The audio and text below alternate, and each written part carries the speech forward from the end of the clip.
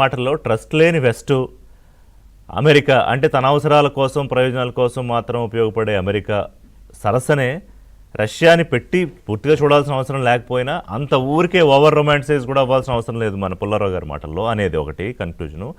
So ఇప్పుడు Trump ఈ America జాతీయ భద్రతా వ్యూహం ఇప్పుడు ఇవాళ మన పత్రికల్లో ఇవాళ వచ్చింది జస్ట్ వెబ్సైట్స్లో.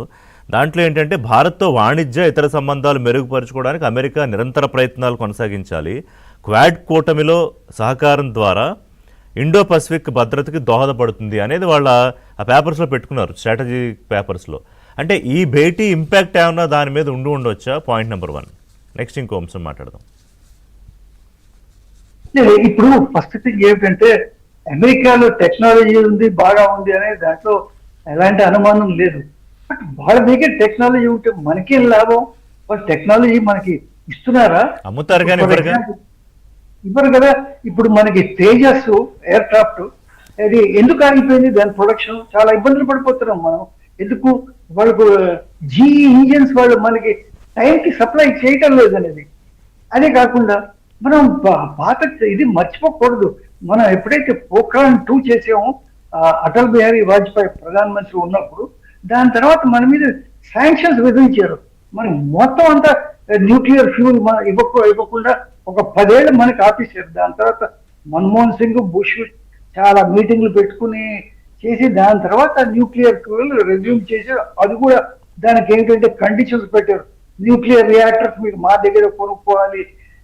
అమెరికా మన ఇబ్బంది పెట్టిన దాంట్లో ఏమీ అసలు ఎక్కడ తప్పు చేయలేదు వాళ్ళు. సో మనం ఇలాంటి పరిస్థితిలో రష్యా మీద డిపెండ్ అవ్వక మనం తప్పదు.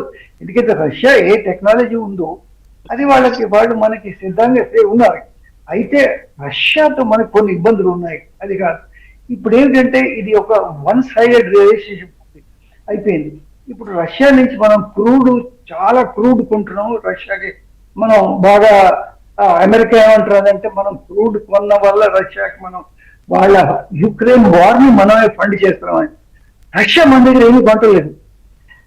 ఇప్పుడు రష్యా మన దగ్గర మనకి రష్యన్ ఎక్స్పోర్ట్ ఎంత ఉన్నాయో అంటే బంగ్లాదేశ్ కి మనకి ఎక్కువ ఎక్స్పోర్ట్స్, రష్యా లాంటి పెద్ద దేశానికి 5,900 కోట్లు డెఫిసిట్ ఉన్నట్టుంది. ట్రేడ్ డెఫిసిట్ 5,900 కోట్ల డాలర్లు ట్రేడ్ డెఫిసిట్. ఇలాంటివన్నీ కూడా ఈ ట్రేడ్ డెఫిసిట్ కూడా ఇప్పుడు ఏదైతే అమెరికా మన మీద ఏదైతే టారిఫ్స్ 25% టారిఫ్స్ విధించిందో ఇవన్నీ ఏంటంటే మనకి ఆగిపోయి. ఇప్పుడు ఫర్ ఎగ్జాంపుల్ కోస్టల్ ఆంధ్రాలో రొయ్యలు ఇవన్నీ వీటి మీద